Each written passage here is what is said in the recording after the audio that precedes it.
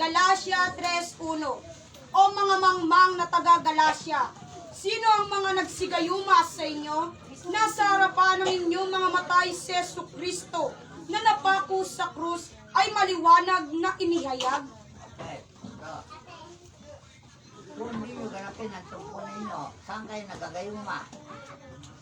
Sa tungkulin na material, yan ang gumayuma sa inyo. Yung lakwatsa, yung tita na inyo naman, yan ang gumagayuma sa inyo.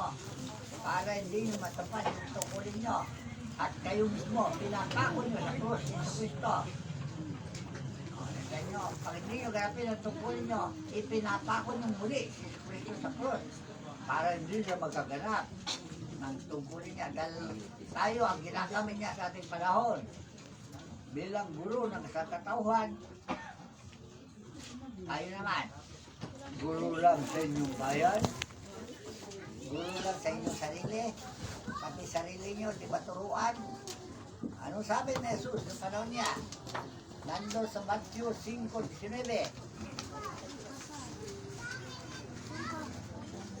Matthew 5.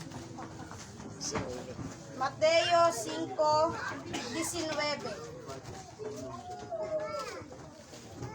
Kaya't ang sino mang sumuway sa isa sa kalitliitang mga utos na ito at ituro ang gayon sa mga tao ay tatawaging kalitliitan sa kaharian ng langit. Datapwat ang sino mang gumanap at ituro, ito'y tatawaging dakila sa kaharian ng langit. Sana, yung sinasabi nyo, at itinuturo nyo, kailangan gawin ninyo para hindi kayo tawagin ang kalilitan. Ngayon, ang kadakilaan ay yung nagtuturo at ginaganap niya, yung tinuturo niya. Yan ang dakila sa karya ng langit. Dahil lang sabi ng Panginoon, sino ang alipin tapat at matalino? Takong maratnan ng Ama, pagtalo niya sa mundo ibabaw. Makita niya na gano'n ang kanyang ginagawa. Kamukha ni Jesus. Anong ginagawa kasi ni Jesus? Nililimot niya ang buong Galilea. Hindi lang Galilea. Lahat ng bansa nililimot niya na ipinahayag ng Ebanghelyo. Ay siya ang bisig ng Panginoon nung panahon niya. Ngayon, kung tayo makita ng Diyos na tayo maganap sa mga bagay na tinuturo, tatawagin tayo dakila. Pero hindi maganap, dakila na nga. At least dakila. Sino dakila sa inyo? Tanga. Ako lo. Okay. So, yan ang hinahanap ng Diyos ay yung tapat at matalino na tuwing bababa ang Diyos. Nakikita niya na ginagalap niya ang tungkulin. Katotohanan, sinasabi ko sa inyo na ipamamahalan niya sa kanya ang lahat niyang pag-aari.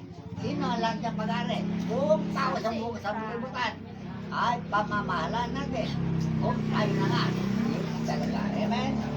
Dahil tayo, marami tayo, isa na. Dahil si Kristo, mayroon siyang talingaga. Alam mo ba yun?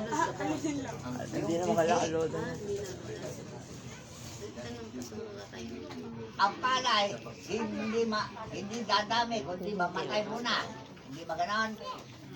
Pag namatay ang palay, itanin mo ulit, dadami na. O, hindi ba namatay na siya? Opo. Dumami na ba talaga? Medyo. O dumami yung mga tanga? Yun sigurado lo. O, yan sinasabi ng Espiritu kanina eh.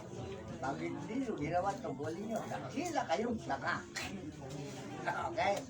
So, meron na lang, alas 12 na. Baka... 8 yan lo. Sakto. Sige, mag-break muna tayo dahil meron pa tayong 4 na oras na titira. Break time tayo. Doon, magpalitan tayo ng kurkuro, palitan Ayun, ng kahit saan yun. tagisan ng talino, para makilala ng Diyos na kung karapat-dapat siya, subilang na naman ang anak niya. Amen? Amen. Amen.